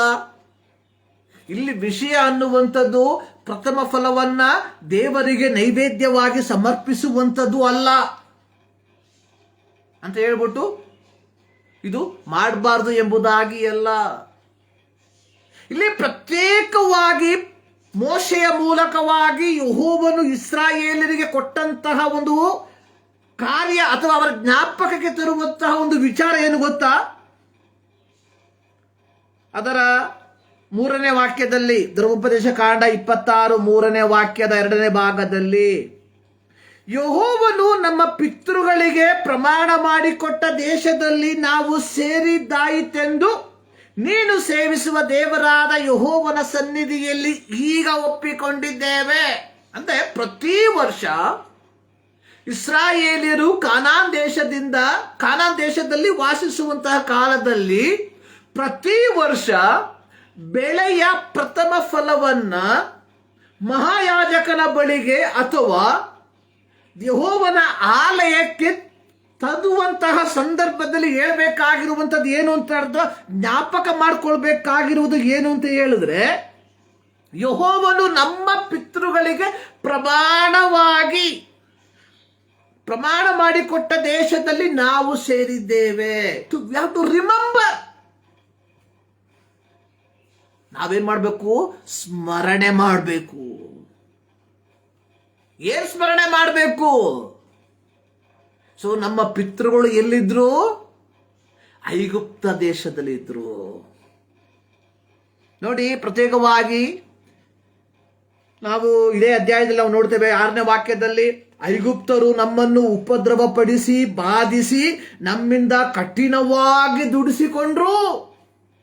So we are oppressed in Egypt. ನಮ್ಮ ಪಿತೃಗಳು ಐಗುಪ್ತದಲ್ಲಿ ಏನಾಗಿದ್ರು? ಬಹಳವಾಗಿ ಪೀಡನೆಯನ್ನ ಅನುಭವಿಸಿದ್ರು. ಸೊ ವಿಮೋಚನಾ ಕಾಂಡ 3ನೇ ಅಧ್ಯಾಯವನ್ನ ನಾವು ತೆಗೆದು ನೋಡುವಂತಹ ಸಂದರ್ಭದಲ್ಲಿ ಸರ್ವಶಕ್ತನಾದ ದೇವರು ಮೋಶೆಗೆ ಹೇಳುವಂಥದ್ದನ್ನು ನಾವು ನೋಡ್ತೇವೆ. 3ನೇ ಅಧ್ಯಾಯದಲ್ಲಿ ನಾವು ನೋಡುತ್ತೇವೆ 7ನೇ ವಾಕ್ಯ, ಆಗ ಯೆಹೋವನು ಐಗುಪ್ತ ದೇಶದಲ್ಲಿರುವ ನನ್ನ ಜನರ ದುರವಸ್ಥೆಯನ್ನ ನೋಡಿದ್ದೇನೆ. ಬಿಟ್ಟಿ ಮಾಡಿಸುವವರ ವಿಷಯದಲ್ಲಿ ಅವರಿಗಿಟ್ಟ ಮೊರೆಯು ನನಗೆ ಕೇಳಿಸಿತ್ತು. ಅವರ ದುಃಖವನ್ನೆಲ್ಲ ಬಲ್ಲೆನು. ಗಾಡ್, ದೇವರು ದುರವಸ್ಥೆಯಲ್ಲಿರುವ ಜನರ ಸಂಗಡ ನಡೆಯುವಂತಹ ದೇವರು. ಸೊ ನಮ್ಮ ವಿಷಯ ಇದ್ಯಾವುದೂ ಅಲ್ಲ. ನಮ್ಮ ವಿಷಯ ಯಾವುದಿಲ್ಲಿ? ಸೊ ನೀವು ಕಾನಾನ್ ದೇಶವನ್ನ ಪ್ರವೇಶಿಸಿದ ತರುವಾಯ ಪ್ರತಿ ವರ್ಷದಲ್ಲಿಯೂ ಪ್ರಥಮ ಫಲವನ್ನ ಮಹಾಯಾಜಕನ ಬಳಿಗೆ ತರುವಾಗ ನೀವು ಹೇಳ್ಬೇಕಾಗಿರುವಂಥದ್ದು, ನೀವು ಜ್ಞಾಪಕ ಪಡಿಸಬೇಕಾಗಿರುವಂಥದ್ದು ಏನು ಅಂದ್ರೆ, ಯೆಹೋವನು ನಮ್ಮ ಪಿತೃಗಳಿಗೆ ಪ್ರಮಾಣ ಮಾಡಿಕೊಟ್ಟ ದೇಶದಲ್ಲಿ ನಾವು ಸೇರಿದಾಯಿತೆಂದು ಈಗ ಒಪ್ಪಿಕೊಂಡಿದ್ದೇವೆ. ಅಲ್ಲಿಗೆ ಮುಗಿದಿಲ್ಲ. ಆದರೆ 9-10 ವಾಕ್ಯ, ನಮ್ಮನ್ನು ಬಿಡಿಸಿ ಐಗುಪ್ತ ದೇಶದಿಂದ ಕರೆತಂದು ಹಾಲು ಜೇನು ಹರಿಯುವ ಈ ದೇಶವನ್ನು ನಮಗೆ ಕೊಟ್ಟಿದ್ದಾನೆ. ಆದದರಿಂದ ಯೆಹೋವನೇ, ನೀನು ಅನುಗ್ರಹಿಸಿರುವ ಭೂಮಿಯ ಬೆಳೆಯಲ್ಲಿ ಪ್ರಥಮ ಫಲವನ್ನು ನಾವು ಕಾಣಿಕೆಯಾಗಿ ತಂದಿದ್ದೇವೆ, ಸ್ವೀಕರಿಸಬೇಕು ಎಂದು ಹೇಳಿ ಆ ಪ್ರಥಮ ಫಲವನ್ನು ನಿಮ್ಮ ದೇವರಾದ ಯೆಹೋವನ ಸನ್ನಿಧಿಯಲ್ಲಿಟ್ಟು ಆತನನ್ನ ಆರಾಧಿಸಬೇಕು. ಏನು ಅರ್ಥ ಆಯ್ತದೆ ನಿಮಗೆ? ಆರಾಧನೆ ಅಂತ ಹೇಳಿದ್ರೆ, ಇವಾಗ ನಾವ್ಯಾರು ಬೆಳೆ ಬೆಳೀತಾ ಇಲ್ಲ, ನಾವೆಲ್ಲರೂ ಕೆಲಸ ಮಾಡೋರು. ಪ್ರತಿ ತಿಂಗಳು ಸಂಬಳ ಸಿಕ್ಕಿದ ತಕ್ಷಣ ಏನು ಮಾಡಬೇಕು? ಸಂಬಳದಲ್ಲಿ ಈಗಿನ ದುರ್ಬೋಧಕರು ಹೇಳುವ ರೀತಿಯಲ್ಲಿ ದಶಮ ಭಾಗವನ್ನು ತಂದು ಇಟ್ಬಿಟ್ರೆ ಆರಾಧನೆ ಕಂಪ್ಲೀಟ್ ಆಗುತ್ತಾ? ನೋಡಿ ಇಲ್ಲಿ, so they have to remember, ತಲೆಮಾರುಗಳಿಂದಲೂ ಅವ್ರು ಏನ್ ಮಾಡ್ಬೇಕು? They have to remember that our four father, ನಮ್ಮ ಪೂರ್ವಿಕರು ಎಲ್ಲಿದ್ರು? ಐಗುಪ್ತದಲ್ಲಿ ದಾಸತ್ವದಲ್ಲಿದ್ರು. ನನ್ನನ್ನು ಕೇಳುವ ಪ್ರೀತಿಯ ಕ್ರೈಸ್ತನೇ, ನಾನು ನೀನು ದೇವರನ್ನು ಆರಾಧಿಸುವಾಗ ನಾವು ಯೋಚನೆ ಮಾಡಬೇಕು, ನಮ್ಮ ಪೂರ್ವಿಕರು ಏನ್ ಮಾಡ್ತಾ ಇದ್ರು? ಒಂದು ಕಾಲದಲ್ಲಿ ಸತ್ಯ ದೇವರನ್ನ ಅರಿಯದವರಾಗಿದ್ರು. ಕ್ರೈಸ್ತರಾದ ನಾವುಗಳು ಹಂಪಡ್ತೇವೆ. ಏನು? So I am the 4th generation, I am the 3rd generation. So ನಾನು ಈ ರೀತಿಯ ಹಂಪಡುವಂತ ವ್ಯಕ್ತಿನೇ.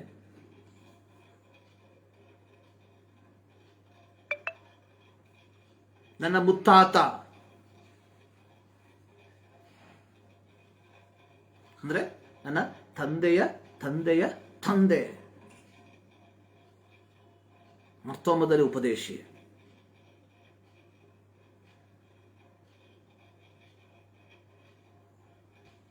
ಈಗಲೂ ಅವರ ಶವ ಕುಡಿದ ಕೇರಳದಲ್ಲಿದೆ. ನಾವು ಕೊಡ್ತೇವೆ, I am the 4th generation.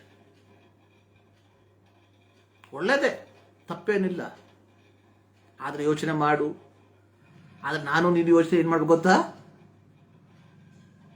ನನ್ನ ಮುತ್ತಾತ ಈ ದೇವರನ್ನ ಕಂಡುಕೊಳ್ಳುವುದಕ್ಕಿಂತ ಮುಂಚಿತವಾಗಿ ಅವರ ಅಪ್ಪ ಏನಾಗಿದ್ರು? ಪಾಪಕ್ಕೆ ದಾಸರಾಗಿದ್ರು. ದೇವರೇನ್ ಮಾಡ್ರು? ಅವರನ್ನೇನ್ ಮಾಡ್ರು? ಆ ಪಾಪದ ದಾಸತ್ವದಿಂದ ಬಿಡುಗಡೆ ಮಾಡಿದ್ರು. ಅದರ ಫಲವಾಗಿ ಇವತ್ತು ನಾನು ಹೇಳ್ತೇನೆ, I am the 4th generation. ನನ್ನ ಮಕ್ಕಳು ಹೇಳ್ತಾರೆ, we are the 5th generation. But we have to remember that ನಮ್ಮ ಪೂರ್ವ ಪಿತೃಗಳು ಏನಾಗಿದ್ರು? ದೇವರಲ್ಲದನ್ನ ಆರಾಧಿಸುವಂತವರಾಗಿದ್ರು. ಇಲ್ಲಿ ಮೋಶೆಯ ಮೂಲಕವಾಗಿ ದೇವರು ಹೇಳುವಂಥದ್ದು ಇದನ್ನೇ. ಪ್ರತಿ ವರ್ಷ ನೀವು ಪ್ರಥಮ ಫಲವನ್ನ ತರುವಂತಹ ಸಂದರ್ಭದಲ್ಲಿ ಯೋಚನೆ ಮಾಡಬೇಕು. ನಿಮ್ಮ ಪೂರ್ವ ಪಿತೃಗಳು ಏನಾಗಿದ್ರು? ಪೀಡನೆಗಳನ್ನ ಅನುಭವಿಸ್ತಾ ಇದ್ರು. ಸೊ ನನ್ನನ್ನು ಕೇಳುವ ಪ್ರೀತಿಯ ದೇವಜನರೇ, ವರ್ಷಿಪ್ ಇಸ್ ನಾಟ್,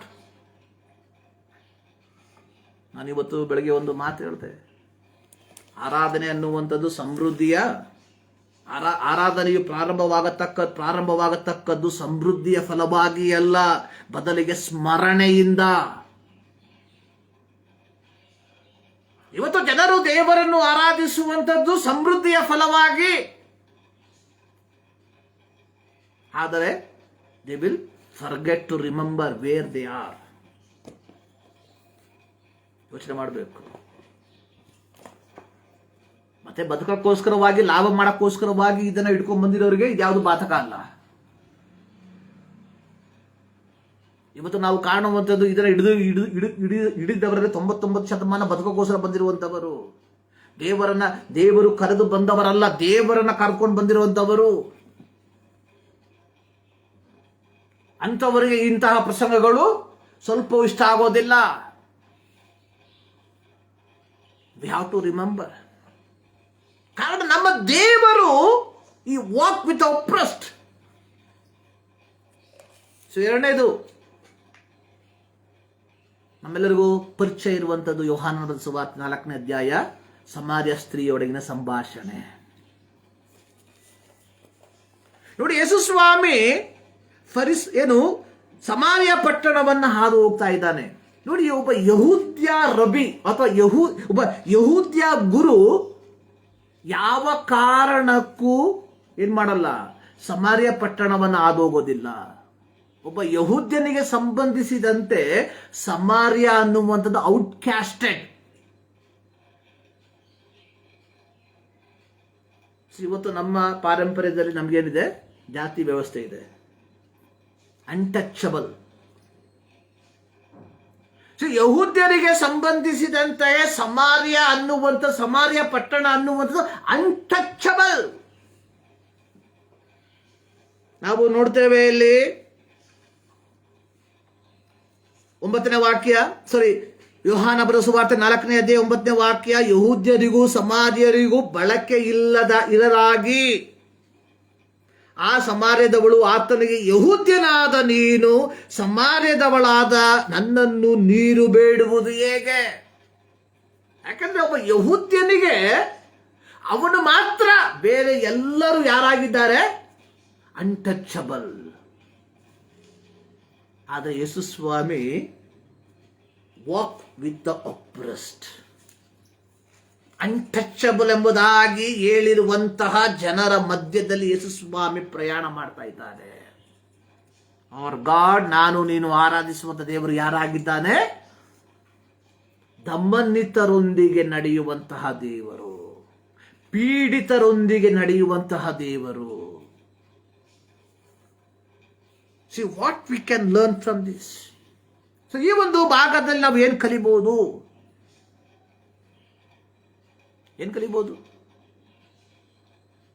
ಒಂದೇ, ದೇವರು ಅನ್ನುವಂಥದ್ದು ಸರ್ವವ್ಯಾಪ್ತಿ. ದೇವರು ಕೇವಲ ನನಗೆ ಮಾತ್ರವಲ್ಲ ದೇವರು.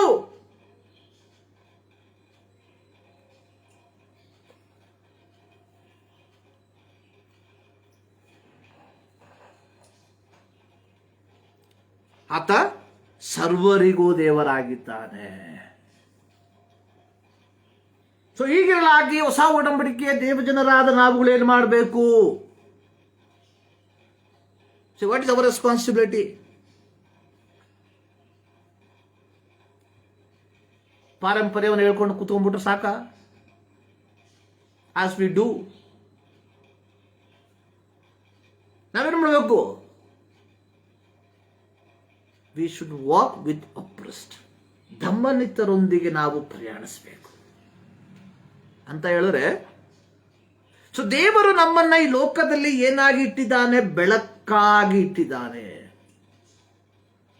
ಸೊ ದೇವರು ನಮ್ಮನ್ನು ಈ ಲೋಕದಲ್ಲಿ ಬೆಳಕಾಗಿ ಇಟ್ಟಿರಲಾಗಿ ಇಲ್ಲಿ ದಮನಿತರು ಎಂಬುದಾಗಿ ಹೇಳುವಾಗ ಪಾಪಕ್ಕೆ ದಾಸರಾಗಿರುವಂತವರು.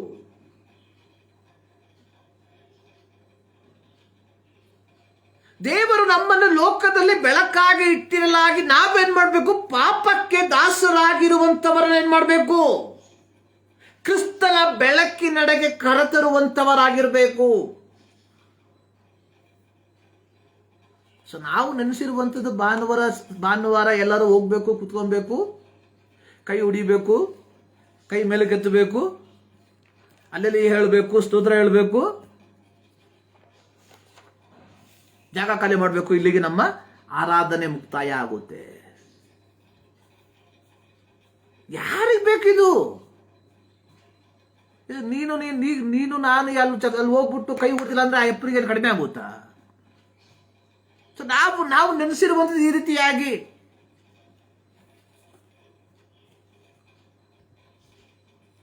ನೋಡಿ. ಯೆಶಾಯನ ಪ್ರವಾದನ ಗ್ರಂಥದಲ್ಲಿ ನಾವು ನೋಡ್ತೇವೆ, ಅರಸನಾದ ಉಜ್ಜೀಯನು ಕಾಲವಾದ ವರ್ಷದಲ್ಲಿ ಕರ್ತನು ಉನ್ನತೋನ್ನತ ಸಿಂಹಾಸನ ರೂಢದಲ್ಲಿ, ಅಂದ್ರೆ ದೇವದೂತರು 24 ಗಂಟೆ ಏನ್ ಮಾಡ್ತಾ ಇದ್ದಾರೆ? ಸರಾಫಿಯರು 24 ಗಂಟೆ ಏನ್ ಮಾಡ್ತಾ ಇದ್ದಾರೆ? ಸೇನಾಧೀಶ್ವರನಾದ ಯೆಹೋವನು ಪರಿಶುದ್ಧನು ಪರಿಶುದ್ಧನು ಪರಿಶುದ್ಧನು ಎಂಬುದಾಗಿ ಆತನನ್ನು ಆರಾಧಿಸ್ತಾ ಇದ್ದಾರೆ. ಅಂದ್ರೆ ನೀನು ನಾನು ಆರಾಧಿಸುವಂತ ದೇವರಿಗೆ ಆರಾಧನೆಗೆ ಕೊರತೆ ಇಲ್ಲ. ದೇವದೂತರು 24 ಗಂಟೆ ಏನ್ ಮಾಡ್ತಾ ಇದ್ದಾರೆ? ದೇವರನ್ನು ಆರಾಧಿಸ್ತಾ ಇದ್ದಾರೆ.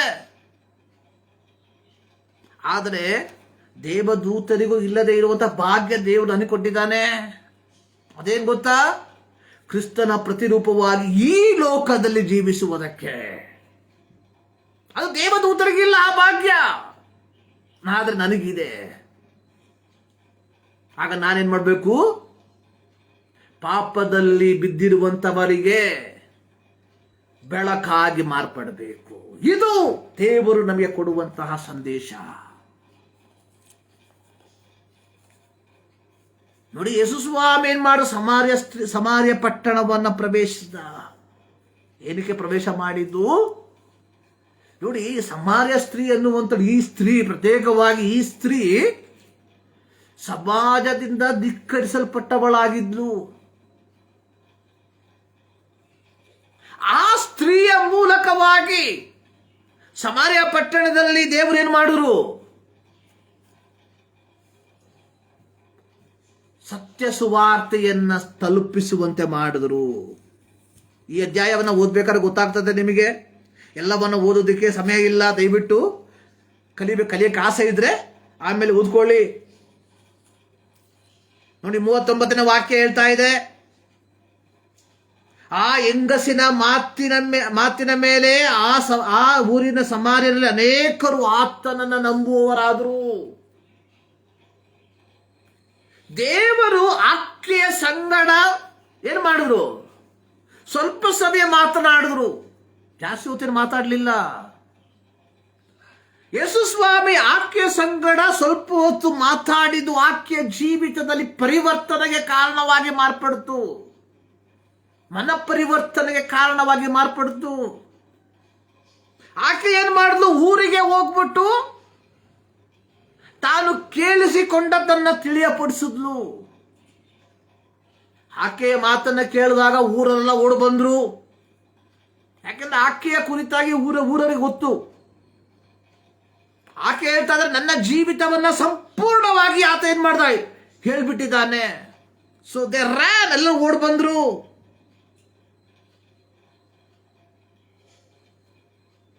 ಆಗ ಬಂದಂಥವ್ರು ಏನು ಮಾಡಿದ್ರು? ಯೇಸು ಕ್ರಿಸ್ತನಲ್ಲಿ ನಂಬಿಕೆ ಇಟ್ರು. ಅಂದ್ರೆ ನಾನು ನೀನು ಪಾಪದಲ್ಲಿ ಬಿದ್ದಿರುವಂತಹ ಜನರೊಂದಿಗೆ ಪ್ರಯಾಣಿಸುವವರಾಗಿ, ಅಂದ್ರೆ ಅವರೊಟ್ಟಿಗೆ ಸೇರಿ ಅವರ ರೀತಿಯಲ್ಲಿ ಬದುಕುವುದು ಎಂಬುದಾಗಿ ಅಲ್ಲ, ಅವರ ಜೀವಿತದಲ್ಲಿ ಒಂದು ರೂಪಾಂತರವನ್ನು ತರುವ ರೀತಿಯಲ್ಲಿ ನನ್ನ ಜೀವಿತ ಮಾರ್ಪಟ್ರೆ ದೇವರು ಆಕೆಯ ಮೂಲಕ, ಅವನ ಮೂಲಕವಾಗಿ ಒಂದು ಜನಾಂಗವನ್ನು ಏನ್ ಮಾಡ್ತಾನೆ, ತನ್ನೆಡೆಗೆ ನಡೆಸುವುದಕ್ಕೆ ಶಕ್ತನಾಗಿದ್ದಾನೆ. ಕಾರಣ ನಮ್ಮ ದೇವರು ದಮನಿತರೊಂದಿಗೆ ನಡೆಯುವಂತಹ ದೇವರು. ಆದ್ರೆ ಇವತ್ತು ಯಾಕೆ ಆಗ್ತಿಲ್ಲ ಅಂತ ಹೇಳಿದ್ರೆ, ಇವತ್ತು ಮಾಡ್ತಾ ಇರುವಂತದ್ದು ಯಥಾರ್ಥವಾಗಿ ದೈವಿಕವಾದ ಮಾರ್ಗದಲ್ಲಿ ಅಲ್ಲ. ನೀವು ಕೇಳೋದು ಬ್ರದರ್, ಎಷ್ಟೋ ಜನ ಹೋಗ್ತಾರಲ್ಲ ಸುವಾರ್ತೆ ಸರಕ್ಕೆ, ಅವ್ರು ಹೋಗ್ತಾ ಇದಾರಪ್ಪ ಸುವಾರ್ತೆ ಸರಕ್ಕೋಸ್ಕರ ಅಲ್ಲ, ಹೊಟ್ಟೆಗೋಸ್ಕರ ಹೋಗ್ತಾ ಇದಾರೆ. ಅವರು ಕೇವಲ ರಿಪೋರ್ಟ್ಗೋಸ್ಕರವಾಗಿ ಹೋಗುವಂಥವರು ಅವರು. ಇವರು ಯಾರು ದೇವರಿಂದ ಕಳುಹಿಸಲ್ಪಟ್ಟವರಲ್ಲ. ಇವರು ಹಳೆ ಒಡಂಬಡಿಕೆಯಲ್ಲಿ ಅನೇಕ ಪ್ರವಾದಿಗಳು ಇದ್ರು. ಯೆರೆಮೀಯನ ಕಾಲದಲ್ಲಿ ಸರ್ವಶಕ್ತನಾದ ದೇವರು ಹೇಳ್ತಾರೆ, ನಾನು ಅವರನ್ನ ಕಳುಹಿಸಲಿಲ್ಲ, ಅವ್ರು ಯಾರೆಂಬುದು ನನಗೆ ಗೊತ್ತೇ ಇಲ್ಲ. ನೋಡಿ, ಮತ್ತಾಯನ ಬರೆದ ಸುವಾರ್ತೆ 7ನೇ ಅಧ್ಯಾಯದಲ್ಲಿ ಯೇಸು ಸ್ವಾಮಿ ಹೇಳ್ತಾ ಇದ್ದಾನೆ, ಆ ದಿನದಲ್ಲಿ ಅನೇಕರು ಬಂದು ಹೇಳ್ತಾರೆ, ಸ್ವಾಮಿ ನಿಮ್ಮ ಹೆಸರಲ್ಲಿ ನಾವು ಬೋಧನೆ ಮಾಡಿದ್ವಿ, ನಿಮ್ಮ ಹೆಸರಲ್ಲಿ ಅದ್ಭುತವನ್ನ ಮಾಡಿದ್ವಿ, ನಿಮ್ಮ ಹೆಸರಲ್ಲಿ ದೆವ್ವಗಳನ್ನ ಹೊರಗೆ ಹಾಕಿದ್ವಿ. ಯೇಸು ಸ್ವಾಮಿ ಹೇಳ್ತಾನೆ, ಧರ್ಮವನ್ನ ಮೀರಿ ನಡೆಯುವವರೇ ನನ್ನಿಂದ ತೊಲಗಿ ಹೋಗಿರಿ, ನೀವು ಯಾರೆಂಬುದೇ ನನಗೆ ಗೊತ್ತಿಲ್ಲ. ಹಂಗೂ ಇದ್ದಾರೆ. ನಾವು ತಿಳ್ಕೊಂಡ್ಬಿಟ್ಟು ಅಬ್ಬೋ ಬಂದ್ಬಿಟ್ರಪ್ಪ ಸಾಹೇಬು ಸ್ವಾಮಿ. ದೇವ್ರು ಹೇಳ್ತಾರೆ, ನೀನ್ ಯಾರಿದ್ರೆ ನನಗೆ ಗೊತ್ತಿಲ್ಲ. ಯಾಕಂದ್ರೆ ಅವ್ರು ಹೊಟ್ಟೆಗೋಸ್ಕರವಾಗಿ ಇದನ್ನು ಹಿಡಿದುಕೊಂಡಿರುವಂತವರು. ಸೊ ಇದರಲ್ಲಿ ನಮ್ಮ ಬಂಧು ಬಳಗದವರು ಇದ್ದಾರೆ ಅನ್ನುವಂಥದ್ದು ಬಹಳ ವೇದನೆಯ ಒಂದು ಮಾತು, ದುಃಖದ ಒಂದು ಮಾತು.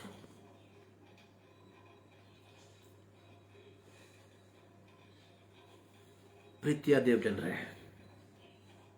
ಸೊ ನಮ್ಮ ದೇವರು ದಮನಿತರೊಂದಿಗೆ ಅಂದ್ರೆ ಯಾರು ಸಮಾಜದಿಂದ ಧಿಕ್ಕರಿಸಲ್ಪಟ್ಟವರಾಗಿದ್ದಾರೋ ಅಂಥವರೊಂದಿಗೆ ನಡೆಯುವಂತಹ ದೇವರು. ಸೊ ದೇವರು ನಮ್ಮನ್ನ ಆತನ ಬೆಳಕಾಗಿ ಲೋಕದಲ್ಲಿ ಇಟ್ಟಿರುವಾಗ ನಾವುಗಳು ಬೆಳಕಾಗಿ ನಡೀತಾ ಇದ್ದೀವ? ಒಮ್ಮೆ ಯೋಚನೆ ಮಾಡಿ ನೋಡಿ. ನಾನು ಹೇಳ್ತೀನಿ, ಇಲ್ಲದೆ ಹೋಗ್ಬಿಟ್ರೆ ನಮ್ಮ ಜೀವಿತ ವ್ಯರ್ಥ ಸ್ವಾಮಿ ಮಕ್ಕಳೇ, ವ್ಯರ್ಥ. ಸೊ ದೇವರು ನಮ್ಮನ್ನ ಕರೆದಿರುವಂಥದ್ದು ಈ ಲೋಕದಲ್ಲಿ ಏನೋ ಓದಿ ಕೋಟಿ ಸಂಪಾದನೆ ಮಾಡೋಕ್ಕೋಸ್ಕರವಾಗಿ ಅಲ್ಲ. ಬೇಕು ಓದಿ, ಕೆಲಸ ಬೇಕು, ಕೆಲಸ ಮಾಡಿ. ಆದರೆ ನಿನ್ನ ಜೀವಿತ, ನಿನ್ನ ಐಹಿಕ ಜೀವಿತ, ನಿನ್ನ ಓದು, ನಿನ್ನ ಕೆಲಸಕ್ಕೆ ಮಾತ್ರ ಸೀಮಿತವಾಗಬಾರ್ದು. ಸೊ ನೀನು ಯಾರಾಗಿದ್ದಿ? You are the byproduct of God. ದೇವರ ಒಂದು ಬೈ ಪ್ರಾಡಕ್ಟ್.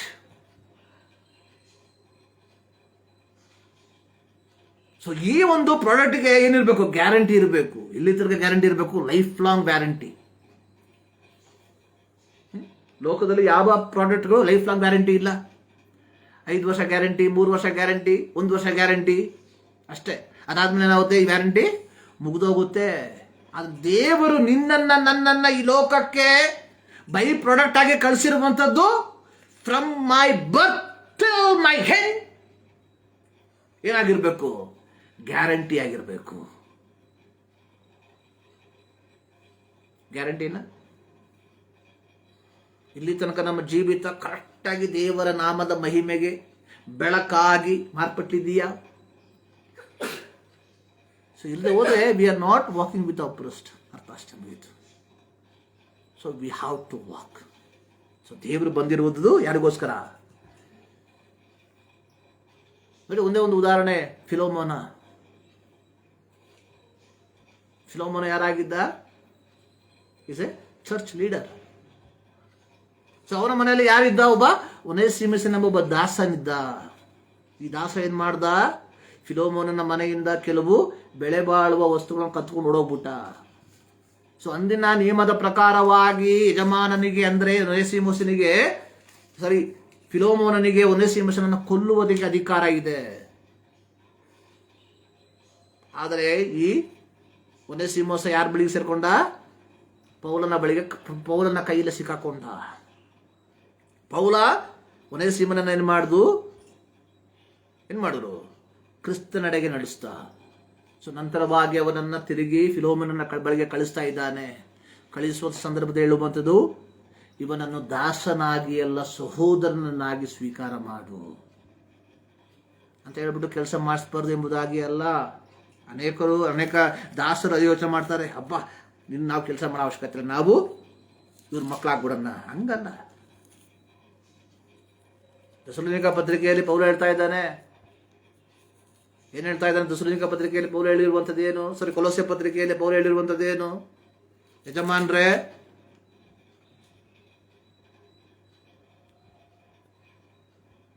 ಮೂರನೇ ಅಧ್ಯಾಯದಲ್ಲಿ ನಾವು ನೋಡುವಂಥದ್ದು, ದಾಸರೇ ಯಜಮಾನರು ನೋಡುತ್ತಿರುವಾಗ ಮಾತ್ರ ಕೆಲಸ ಮಾಡದೆ ಕರ್ತನಿಗೆ ಭಯಪಡುವವರಾಗಿ ಸರಳ ಮನಸ್ಸಿನಿಂದ ಕೆಲಸ ಮಾಡ್ರಿ. ನಾನು ಕ್ರೈಸ್ತನಾಗ್ಬಿಟ್ಟೆ ಅಂತ ಹೇಳ್ಬಿಟ್ಟು ದಾಸರು ಕೆಲಸ ಮಾಡುವಂಥವರು ಸೋಂಬೇರಿಗಳಾಗಬಾರ್ದು. ಇಲ್ಲಿ ಆಧ್ಯಾತ್ಮಿಕವಾಗಿ ಹೇಳಿರುವಂಥದ್ದು ಪೌಲ ಯಾರಿಗೆ? ಫಿಲೋಮೋನನಿಗೆ, ಒನೇಸಿಮಸನನ್ನ ಕೇವಲ ದಾಸನಾಗಿ ನೋಡ, ಸಹೋದರನಾಗಿ ನೋಡು. ಯಾಕೆಂದ್ರೆ ಒಮ್ಮೆ ಈ ಒನೇಸಿಮ ಏನಾಗಿದ್ದ? ಪಾಪಕ್ಕೆ ದಾಸನಾಗಿದ್ದ. ಆದರೆ ಸುವಾರ್ತೆಯ ಮೂಲಕವಾಗಿ ಇವತ್ತು ಆ ಪಾಪದ ದಾಸತ್ವದಿಂದ ಬಿಡುಗಡೆಯಾಗಿ ದೇವರ ಮಗನೆಂಬ ಪದವಿಗೆ ಬಂದಿದ್ದಾನೆ. ಸೊ ಹೀಗಿರಲಾಗಿ ಅವನನ್ನು ನೀನೇನ್ ಮಾಡಬೇಕು? ದೇವರ ಮಗನನ್ನಾಗಿ ನೋಡಬೇಕು. ಸೊ ನಮ್ಮಲ್ಲಿ ಇದೆಯಾ ಆ ಒಂದು ಮನೋಭಾವ? ಯೋಚನೆ ಮಾಡಿ. ಆ ಒಂದು ಮನೋಭಾವ ನಮ್ಮಲ್ಲಿ ಇದೆಯಾ? ಅಂದ್ರೆ ಆ ಒಂದು ಮನೋಭಾವದಲ್ಲಿ ನಾವೇನ್ ಮಾಡಬೇಕು? ಜೀವಿಸುವಂತವರಾಗಿರಬೇಕು. ಪ್ರೀತಿಯ ದೇವಜನರೇ, ಎವ್ರಿಬಡಿ ವಾಂಟ್ಸ್ ಫ್ರೀಡಮ್. ಪ್ರತಿಯೊಬ್ಬರಿಗೂ ಸ್ವಾತಂತ್ರ್ಯ ಬೇಕು. ಸೊ ನನ್ನ ಮಕ್ಕಳಿಗೂ ಸ್ವಾತಂತ್ರ್ಯ ಬೇಕು. But don't misuse the freedom. ಆದರೆ ಆ ಸ್ವಾತಂತ್ರ್ಯವನ್ನು ಏನು ಮಾಡಬಾರ್ದು? ನೀವು ದುರುಪಯೋಗ ಪಡಿಸ್ಕೊಳ್ಬಾರ್ದು. So what will happen? ಏನಾಗುತ್ತೆ? If you misuse the freedom, you are sin against God. ದೇವರು ನಿಮಗೆ ಕೊಟ್ಟಿರುವಂಥ ಸ್ವಾತಂತ್ರ್ಯವನ್ನು ನೀವು ದುರುಪಯೋಗ ಪಡಿಸ್ಕೊಂಡ್ರೆ ನೀವೇನ್ ಮಾಡ್ತೀರಾ? You are not disobeying your parents, you are disobeying god.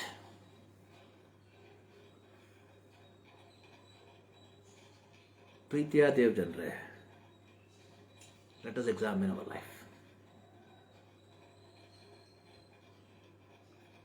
Whenever ನಾವು ಪ್ರತಿ ಬಾರಿ ದೇವರನ್ನು ಆರಾಧಿಸುವುದಕ್ಕೆ ಬರುವಂತಹ ಸಂದರ್ಭದಲ್ಲಿ ದೇವರು ಇಸ್ರಾಯೇಲ್ ಮಕ್ಕಳಿಗೆ ಹೇಳಿರುವಂಥದ್ದನ್ನ ಜ್ಞಾಪಕ ಮಾಡ್ಕೊಳ್ರಿ. ನಮ್ಮ ಪಿತೃಗಳು ಎಲ್ಲಿದ್ರು? ದಾಸತ್ವದಲ್ಲಿದ್ರು. ಸೊ ಇಲ್ಲಿ ಪ್ರತ್ಯೇಕವಾಗಿ ಹೇಳಿರುವಂತಹ ಒಂದು ವಾಕ್ಯ, ಒಂದು ಪದ ಪ್ರಯೋಗ ಇದೆ 26ನೇ ಅಧ್ಯಾಯದಲ್ಲಿ. ನೀನು ಅನುಗ್ರಹಿಸಿರುವ ಭೂಮಿಯ ಬೆಳೆಯಲ್ಲಿ, ನೀನು ಅನುಗ್ರಹಿಸಿರುವ ಭೂಮಿಯ ಬೆಳೆಯಲ್ಲಿ ಅಂದ್ರೆ ನಮ್ಮ ದೌಲತನ ಕೊಟ್ಬಿಟ್ಟು ನಾವು ದೇವರನ್ನ ಆರಾಧನೆ ಮಾಡೋದಲ್ಲ.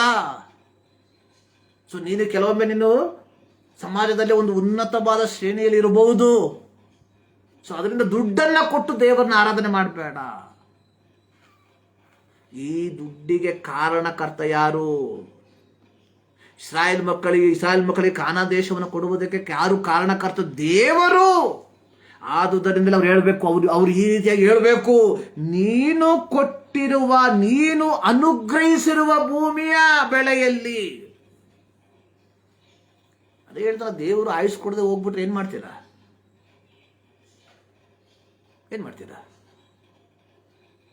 ಸೊ ದೇವರು ನಿಮ್ಮನ್ನ ಮಲಗಿಸ್ಬಿಟ್ರೆ ಏನ್ ಮಾಡ್ತೀರಾ? ಎಲ್ಲೋಯ್ತು ನಿಮ್ಮ ಬುದ್ಧಿ? ಎಲ್ಲೋಯ್ತು ನಿಮ್ಮ ಶಕ್ತಿ? ಎಲ್ಲೋಯ್ತು ನಿಮ್ಮ ವಿದ್ಯಾಭ್ಯಾಸ? Always thank God if you have anything, and always remember where our four father. ನಾನು ಅದಕ್ಕೆ ಹೇಳಿದ್ದು, ನನ್ನ ಮುತ್ತಾತ ಮತ್ತೊಮ್ಮ ಉಪದೇಶಿಯಾಗಿದ್ರು. ಸೊ ಅದರಿಂದ ನಾನು ಆ ಒಂದು ಪಾರಂಪರ್ಯದಲ್ಲಿ, ಕ್ರೈಸ್ತ ಎಂಬ ಪಾರಂಪರ್ಯದಲ್ಲಿ ಬೆಳೆದು ಬಂದುಬಿಟ್ಟಿದ್ದೀನಿ. ಅದಕ್ಕಿಂತ ಮುಂಚೆ ಏನಾಗಿದ್ರು? ಆ ಪಾಪದ ದಾಸತ್ವದಿಂದ ಅವರು ಬಿಡುಗಡೆ ಹೊಂದಿದ್ದಕ್ಕೆ ಕಾರಣಕ್ಕೆ ಇವತ್ತು ನಾನು ನಾಮಧೇಯ ಕ್ರೈಸ್ತನಾಗಿದ್ದೇನೆ. ಅಟ್ಲೀಸ್ಟ್ ಅಲ್ಲಿ ಆದರೆ ಆ ಒಂದು ನಾಮಧೇಯ ಕ್ರೈಸ್ತತ್ವದಲ್ಲಿ ನಾನು ಬದುಕಬೇಕಾಗಿರೋದು ನಾನು ಯಥಾರ್ಥವಾಗಿ ಒಂದು ವೈಯಕ್ತಿಕವಾದ ಸಂಬಂಧದಲ್ಲಿ ನಾನು ಜೀವಿಸುವಂಥವನಾಗಿರಬೇಕು. ಇದು ದೇವರು ನಿನ್ನಿಂದ ನನ್ನಿಂದ ಬಯಸುವಂಥದ್ದು. So always remember, so we are the byproduct of God. ನಾವು ತಿಳ್ಕೊಂಡ್ಬಿಟ್ಟಿದ್ದೇವೆ ನಮ್ಮ ಮಕ್ಕಳು ನನ್ನ ಮಕ್ಕಳು, ನನ್ನ ಮಗ ನನ್ನ ಮಗಳು. No, it's a God's byproduct. ಪ್ರತಿಯೊಂದು ಪ್ರಾಡಕ್ಟ್ ಅನ್ನು ನಾವು ಕೊಳ್ಳುವಾಗ ನಮ್ಗೆ ಏನು ಕೊಡ್ತಾರೆ? User manual. ದೇವರು ತಂದೆ ತಾಯಿಗಳು ಕೊಟ್ಟಿರುವಂಥ ಯೂಸರ್ ಮ್ಯಾನ್ಯಲ್ ಇದು. ಇದನ್ನು ಓದಿ ಇದರ ಪ್ರಕಾರವಾಗಿ ಏನು ಮಾಡಬೇಕು? ಮಕ್ಕಳನ್ನ ಬೆಳೆಸಿ ಸಾಕಬೇಕು. ಆದುದರಿಂದಲೇ ಜ್ಞಾನೋಕ್ತಿಗಳ ಪುಸ್ತಕದಲ್ಲಿ ಸೊಲೊಮೋನನು ಹೇಳ್ತಾ ಇದ್ದಾನೆ, ನಡೆಯಬೇಕಾದ ಮಾರ್ಗಕ್ಕೆ ತಕ್ಕಂತೆ ಮಕ್ಕಳನ್ನ ಶಿಕ್ಷಿಸಿ ಮುಪ್ಪಿನಲ್ಲಿಯೂ ಓರೆಯಾಗನು. ತಂದೆ ತಾಯಿಗಳೇ ಮೊದಲು ಇದನ್ನ ಕಲಿಯಿರಿ.